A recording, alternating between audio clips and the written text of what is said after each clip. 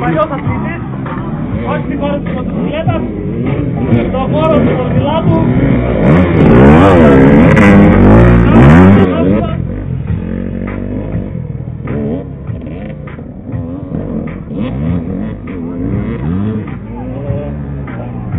Ο Κώστας Παυλίδης να ετοιμάζεται. Θέλουμε να δώσει παράσταση. Θέλουμε παράσταση να μας δώσει.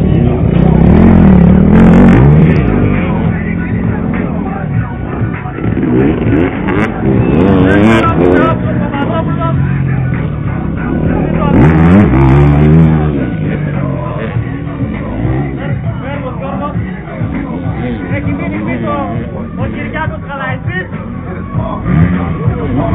αλλά φιλοπότο.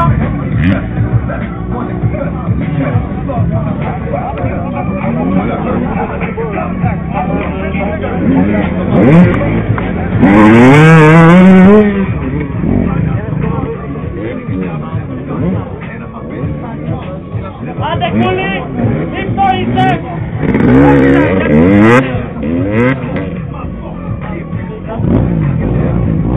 Κούλη του Νατούδιας!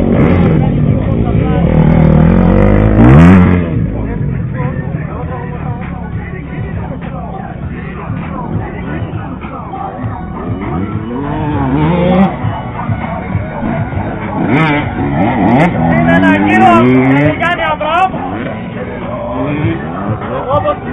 Όχι, έχει μια πτώση. Γρήγορα θα σε πάρει ο Παπαδόπουλος στην κλωσιά.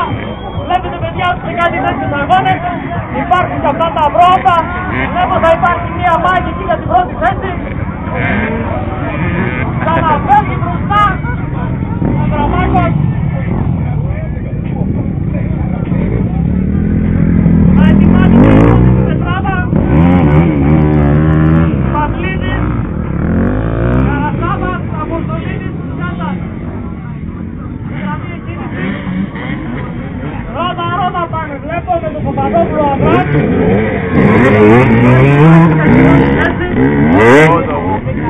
Θα δίνει. Αφώθηκε ο μαλάκας τώρα, αφώθηκε. Αφώθηκε, τα είχα δει. Όσο δίπλαση υπάρχει μετά από τέτοιο.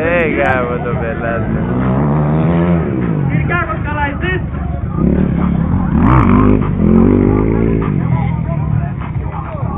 Λίγο του καλό, καλό. Ναι, καλό. Κάτι βίντεο τραβάει, καλά τραβάει. Κάτι για ποτό μετά.